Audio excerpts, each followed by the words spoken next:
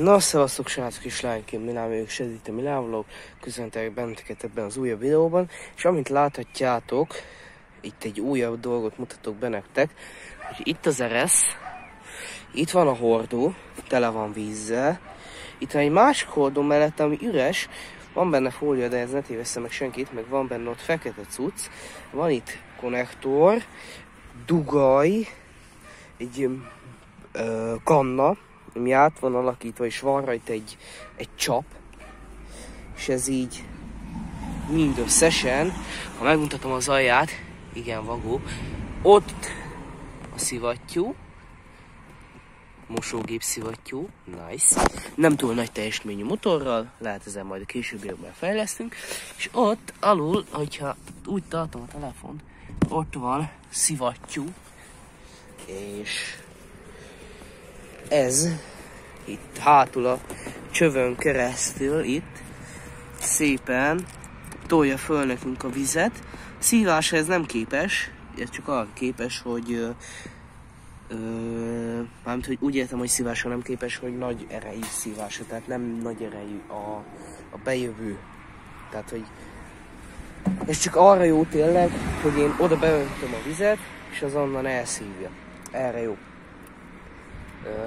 Ez egyébként arra lett tervezve, legalábbis én arra terveztem, hogy nem esővizet fogok vele szivatni,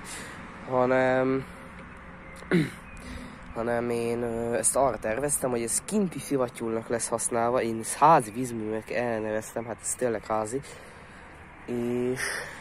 És az van ezzel, hogy ebbe bele, ugye nálunk úgy van, hogy kívül nem lehet hozzáférni a vezetékes vízhez, illetve és hogy nincs kút.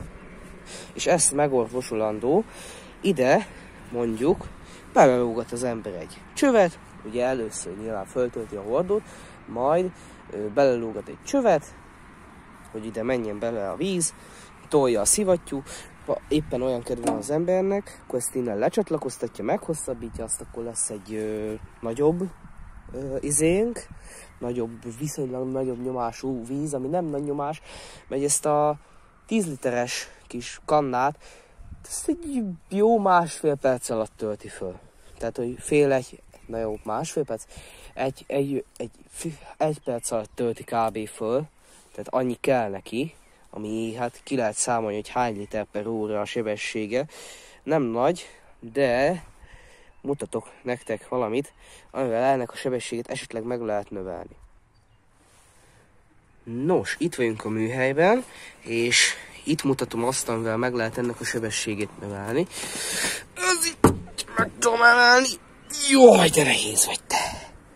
Ez itt, öcsém, egy olyan villanymotor, szénkefés, mint látod. Tudom, hogy azt a kutya életbe. Van itt egy jó vastag tengely, rajta szíjhajtás, de ez nem probléma. Látod, milyen nagyon nehéz. Ezt visszateszem ide, és elmondom nektek, ez itt azt írja, hogy 1,6 amper, 365 watt, 230-tól 240 volt AC, 50 Hz, meg minden. Hát, hogyha ez 365 watt, akkor jó.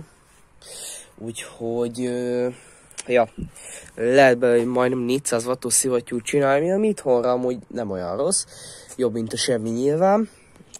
És ezt kéne rászerelni. Úgyhogy, ja, most így ezzel, meg azzal, hogy így, hogyha talál a kamera fókuszt, mondom talál fókuszt, itt vannak ilyen különböző edények, és ezekbe itt ebből a szivattyúból töltögetem át a dolgokat. Ne tévesszem meg senkit, hogy vizes, igen, vizes, mert egy picit ereszt, de nem probléma, mert hogy ez nem nyomás alatt van, hanem igazából gravitáció működik a fele, és ezt a vizet itten szivattyúzom át, mert csak ez az egy izénk van, hordó is, hogy legyen másba is. Na, ennyi lett volna most ez a videó igazából, nem nagy dolog, de legközelebb is jelentkezem új videóval. Tetszett, dobjatok lájkot, feliratkozás, csöngöt, meg ilyenek. Na, szevasztok!